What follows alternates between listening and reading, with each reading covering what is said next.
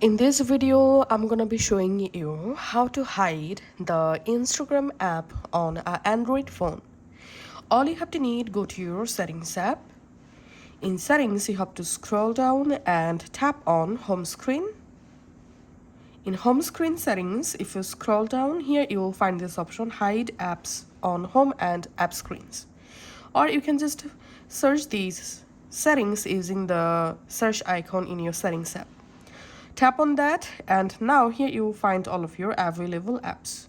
Scroll down and find out the Instagram app, then select Instagram, and we can see the Instagram app is now a hidden app.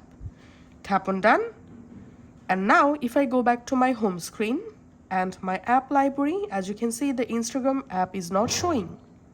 Let's tap on this search app and type here Instagram. Also, we can see the Instagram app is not showing in my search result.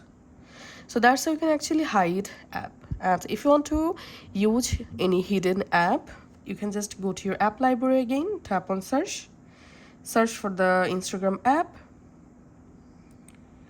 In here, under app settings, you find Instagram app info, tap on that. And here you will find your Instagram app info page, tap on open. And then you can just go ahead and easily use the hidden app from here. Thanks for watching.